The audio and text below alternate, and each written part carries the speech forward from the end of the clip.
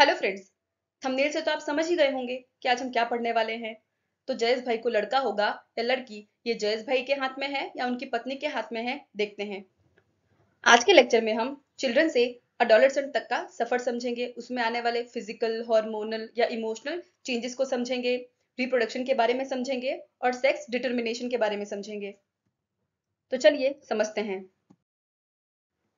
तो जैसे ये लड़का सोच रहा है ना कि इसकी बॉडी में सडनली क्या चेंजेस हो रहे हैं, ये क्या केमिकल लोचा है या ये फिजिकल प्रोसेस है या नेचुरल है। तो देखते हैं एडोलेसेंस होता क्या है। Growing up is a natural process, the period of life when the body undergoes changes leading to reproductive maturity. It's called adolescent और adolescence। तो adolescence की एज क्या है समझते हैं। adolescence begins around the age of 11 and last up to 18 to 19 years of age। ये as very कर सकती है। लड़कियों में एडोलेसेंस एक से लड़कियां एडोलेसेंस 1 से 2 साल पहले हो जाती है लड़कों के कंपेयर में, या फिर ये पर्सन टू पर्सन वेरी भी करता है। The human body undergoes several changes during adolescence. These changes mark the onset of puberty. ऐसे changes होने के साथ हमारी puberty आती है। The most important change which marks puberty is that boys and girls capable of reproduction. Puberty ends when adolescent reaches reproductive maturity. तो जब कोई भी adolescence reproductive maturity तक पहुंच जाता है, तब उसकी puberty end हो जाती है। तो देखते हैं क्या क्या physical changes आते हैं adolescence की एज में। तो समझते हैं प्यूबर्टी से होने वाले चेंजेस के बारे में। Increase in height. तो सबसे कॉन्स्पिशियस चेंज है सडन हाइट का इंक्रीज होना। लेग्स और आर्म्स के बोन इलोंगेट हो जाते हैं जो पर्सन को टॉल बनाते हैं, बट ये भी वेरी करता है पर्सन टू पर्सन। अगर किसी किसी के पेरेंट्स की हाइट छोटी है तो हो सकता है जेनेटिकली बच्चे की हाइट भी छोटी हो, या फिर नरिशमेंट से बॉडी में क्या नरिशमेंट मिला है उससे भी इफेक्ट करता है, तो ये फैक्टर वेरी करते हैं। नेक्स्ट है change in body shape. Boys के ब्रॉडर शोल्डर और वाइडर चेस्ट हो जाते हैं कंपेयर टू गर्ल्स। गर्ल्स का वेस्ट वाला पार्ट ज्यादा वाइडर होता है। एंड मसल ग्रोथ बॉयज में ज्यादा प्रोमिनेंट होते हैं compare to girls. Next feature है चेंज ऑफ वॉइस। तो पिक्चर में जो हम ये एडम्स एप्पल देख रहे हैं ना, यही हमारी वॉइस बॉक्स है जो प्यूबर्टी में चेंज होने लगती है, प्यूबर्टी में ग्रो करने लगती है, जिससे बॉयज की वॉइस बढ़ जाती है, जिसमें girls have a high pitch voice and boys have a deep voice. कभी कभी वॉइस बॉक्स का कंट्रोल आउट उसका ग्रोथ आउट ऑफ कंट्रोल हो जाता है, जिस टाइम पे ज्यादा ही हार्श वॉइस आने लगती है, बट वो एक टाइम के बाद ठीक हो जाती है। नेक्स्ट फीचर है increased activity of sweat and sebaceous gland. तो एट प्यूबर्टी स्वेट ग्लैंड्स और सेबेसियस मींस के ऑयल ग्लैंड्स में से सिक्रीशंस बढ़ने लगते हैं, जिससे एक्ने या पिंपल्स आने लगते हैं at the age of puberty, because एकदम से इन ग्लैंड्स की एक्टिविटीज बढ़ गई हैं इसीलिए। इसी फेज में सेक्स ऑर्गन्स का डेवलपमेंट होने लगता है। मेल में testis and penis completely develop हो जाते हैं। टेस्टिस में से स्पर्म प्रोड्यूस होने लगते हैं। फीमेल में ओवरीज इनलार्ज हो जाती हैं और एग मेच्योर होने लगते हैं, और ओवरीज एग को रिलीज करना स्टार्ट कर देती हैं। नेक्स्ट फीचर है reaching mental, intellectual and emotional maturity. तो एडोलेसेंस एक चेंज का पीरियड है। इसी में पर्सन की थिंकिंग प्रोसेस बदल जाती है, इंटेलेक्चुअली थिंकिंग करने लगता है, वो सोचने में टाइम देने लगता है। अपने बॉडी में हो रहे हार्मोनल, इमोशनल या फिजिकल चेंज के अकॉर्डिंग अपने आप को एडजस्ट करता है। तो ये सब तो थे प्राइमरी कैरेक्टर्स। अब हम समझेंगे कि सेकेंडरी कौन कौन से कैरेक्टर्स होते हैं जो प्यूबर्टी में चेंज आता है। तो सेकेंडरी सेक्सुअल कैरेक्टर्स क्या क्या है वो हम देखते हैं। Testes and ovaries are the reproductive organs. Testes ये मेल रिप्रोडक्टिव ऑर्गन है और ओवरीज ये फीमेल रिप्रोडक्टिव ऑर्गन है। They produce the gametes, that is sperm and ova. Sperm male के रिप्रोडक्टिव ऑर्गन से निकलते हैं, ओवा फीमेल के रिप्रोडक्टिव ऑर्गन से निकलते हैं। तो गर्ल्स में ब्रेस्ट की साइज इंक्रीज होने लगती है और बॉयज के फेशियल हेयर आने लगते हैं, उनकी दाढ़ी, उनकी मूछें आने लगती हैं। ये फीचर्स मेल को फीमेल से अलग करते हैं, इसीलिए इनको सेकेंडरी सेक्सुअल कैरेक्टर्स बोलते हैं। बॉयज के चेस्ट में हेयर आने लगते हैं। इसी फेज में बॉयज और गर्ल्स दोनों के अंडर आर्म्स में हेयर आने लगते हैं, और थाई और प्यूबिक एरिया में भी हेयर ग्रोथ होने लगती है। The change which occur at adolescent are controlled by hormones. तो ये चेंज हो रहे होते हैं जो भी ये हार्मोन्स के द्वारा कंट्रोल किए जाते हैं। द मेल हार्मोन और testosterone begins to be released by the testes at the onset of puberty। तो प्यूबर्टी के टाइम पे मेल सेक्स ऑर्गन से टेस्टिस रिलीज होते हैं, और टेस्टिस रिलीज करने का काम टेस्टोस्टेरोन हार्मोन्स करते हैं। जब गर्ल्स प्यूबर्टी को रीच करती हैं तो ovary begins to produce the female hormone और एस्ट्रोजन, जो कि ब्रेस्ट डेवलपमेंट में काम करते हैं। मिल्क सिक्रेटिंग ग्लैंड्स और मेमोरी ग्लैंड्स भी ब्रेस्ट के अंदर डेवलप होने लगती हैं। तो ये सब थे सेकेंडरी सेक्सुअल कैरेक्टर्स। तो समझते हैं role of hormones in initiating reproductive function. Adolescents become capable of reproduction when their testes and ovaries begin to produce gametes. तो जब मेल और फीमेल सेक्स ऑर्गन में से टेस्टिस और ओवरीज निकलना स्टार्ट कर देते हैं तब वो रिप्रोडक्शन करने के लिए केपेबल हो जाते हैं। तो फीमेल में रिप्रोडक्टिव फेज ऑफ लाइफ कहाँ से स्टार्ट होता है? तो वो स्टार्ट होता है 10 to 12 ईयर्स से 45 to 50 ईयर्स तक। तो फीमेल में ओवा मिच्योर होने लगती है, ओवा जो कि एग रिलीज करता है। तो ओवा मिच्योर होने लगती है प्यूबर्टी में। तो एक ओवा से एक ओवरी को एक एग को निकलने में 28 से 30 डेज का टाइम लगता है। इसी पीरियड में यूटेरस की वॉल थिक होने लगती है क्योंकि उसे एग रिसीव करना है। अगर एग फर्टिलाइज हो गया, स्पर्म के साथ मिलके डेवलप करने लग गया तो उस केस को बोलते हैं प्रेगनेंसी।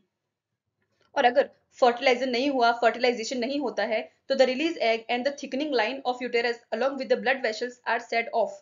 मींस के अगर फर्टिलाइजेशन नहीं हो रहा है तो थिकनिंग लाइन ऑफ यूटेरस, उसके साथ एग और उसके साथ ब्लड वेसल्स, ये सारी कंप्लीटली शेड ऑफ होने लगती है, गिरने लगती हैं, जिससे वुमेन में ब्लीडिंग होने लगती है, जो हर मंथ पे 28 से 30 डेज के पीरियड में होती है। उसे हम मेंस्ट्रुएशन कहते हैं। तो मेंस्ट्रुएशन एवरी मंथ होता है 28 से 30 डेज के गैप में। जो पहला मेंस्ट्रुएशन फ्लो होता है उसे हम मेनार्क कहते हैं। इस टाइम पीरियड में गर्ल्स चिड़चिड़ा महसूस कर सकती हैं या उनका पेट दर्द हो सकता है, तो इस टाइम पे आपको उनका ध्यान रखना है। तो 45 से 50 ईयर के बीच में ये मेंस्ट्रुअल साइकिल कंप्लीट हो जाती है, ये स्टॉप हो जाती है। इसे मेनोपॉज कहते हैं, जिससे फीमेल में रिप्रोडक्टिव फेज खत्म हो जाता है।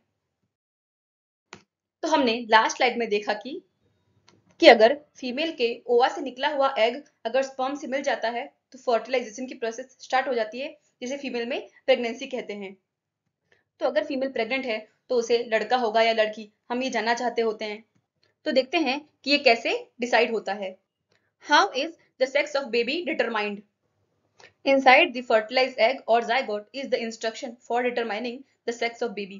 This instruction is present in the thread-like structures called chromosomes in the fertilized egg. समझते हैं।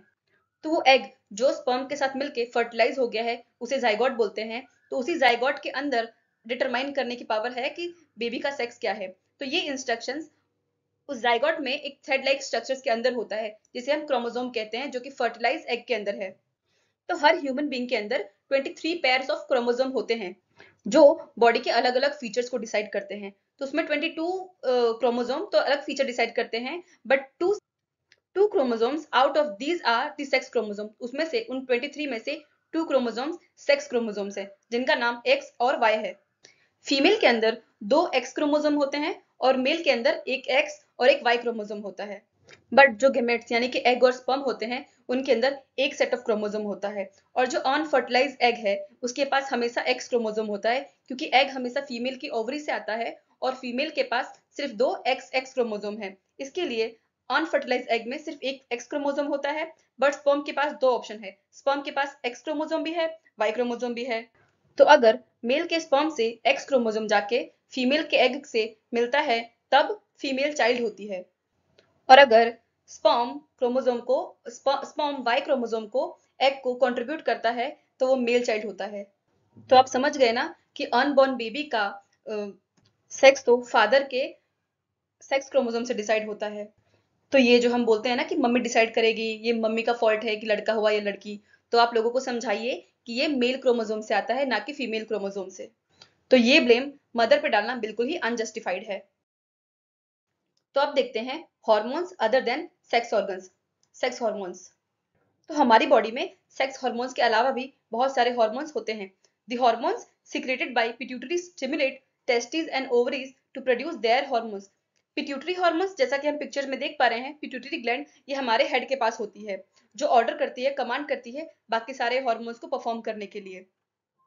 Thyroid gland was producing the hormone thyroxine. Thyroid gland जो हमारे गले पे होती है, गले के पास होती है, वो प्रोड्यूस करती है थायरोक्सिन के हार्मोन्स को, जिसके इनबैलेंस से हमें गोइटर होता है कभी। एड्रिनल ग्लैंड्स जो कि हमारी किडनी के ऊपर होते हैं, वो मेंटेन करते हैं correct salt balance in the blood. Adrenal glands also produce the hormone adrenaline. Adrenaline rush कभी कभी हमें होता है, हमने सुना हुआ होता है ना कि एड्रेनालिन रश हो गया, फायर या फाइट की कंडीशन हो जाती है। It helps the body to adjust to stress when one is angry, embarrassed या वरिड। जब हम टेंशन में आते हैं तब हमारे कौन सी हार्मोन सिक्रेट होते हैं? एड्रेनालिन।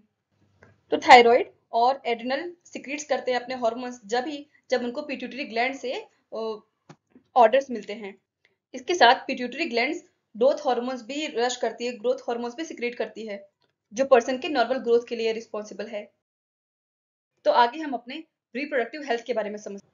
तो हमारी बॉडी को हेल्थी रखने के लिए हर एक ह्यूमन बीइंग को हर एक एज में need to have a balanced diet. उन्हें बैलेंस्ड डाइट चाहिए। The person must also observe personal hygiene and undertake adequate physical exercise. उसे पर्सनल हाइजीन मेंटेन रखनी है, फिजिकल एक्सरसाइज करनी है अपने अच्छे ग्रोथ के लिए, अपनी बॉडी के अच्छे ग्रोथ के लिए, रिप्रोडक्टिव ग्रोथ के लिए। बट अडोलेसेंस के टाइम में ये ज्यादा और भी जरूरी है। This becomes even more essential as a body is growing, क्योंकि बॉडी ग्रोथ कर रही होती है, एकदम से फिजिकल चेंज फील कर रही होती है। तो उस टाइम पे एक ज्यादा बैलेंस, एक ज्यादा अच्छे बैलेंस डाइट की जरूरत है, अच्छे हाइजीन की जरूरत है और कंप्लीट फिजिकल एक्सरसाइज की जरूरत है। जैसे कि न्यूट्रिशनल नीड्स ऑफ अडोलेसेंस। तो अडोलेसेंट को अपने मील में कार्बोहाइड्रेट्स, फैट्स, विटामिन इन सब का रिक्विजिट प्रपोर्शन लेना चाहिए। पर्सनल हाइजीन में अपनी बॉडी को रोज क्लीन करना है। गर्ल्स को स्पेशल ज्यादा ध्यान देना है, गर्ल्स को अपने पीरियड के टाइम पे क्लीनिनेस को और मेंटेन रखना है। गर्ल्स को अपने मेंस्ट्रुअल साइकिल का ट्रैक रखना है और उसके लिए पहले से प्रिपेयर रहना है। तो अडोलेसेंट की एज में बहुत सारी बॉडी और माइंड में चेंजेस हो रहे होते हैं, ये जो नॉर्मल भी है। सो हम लोग को कंफ्यूज फील नहीं होना है, इनसिक्योर फील नहीं होना है। तो उस टाइम पे किसी भी ड्रग का एडिक्ट नहीं होना है। तो से नो टू ड्रग्स, क्योंकि ये लॉन्ग रन में हमारी बॉडी को हार्म करते हैं। ये हमारे हेल्थ और हमारी हैप्पीनेस दोनों को ही खराब करते हैं। तो ये थी छोटी सी information about adolescent, about sex determination और अबाउट रिप्रोडक्टिव हेल्थ। तो आप तो ड्रग्स से एडिक्टेड नहीं है ना? इस बारे में कमेंट में हमें जरूर बताइएगा। ऐसी ही और इन्फॉर्मेटिव वीडियोस को जानने के लिए हमारे चैनल को लाइक, शेयर और सब्सक्राइब करें। Thank you friends.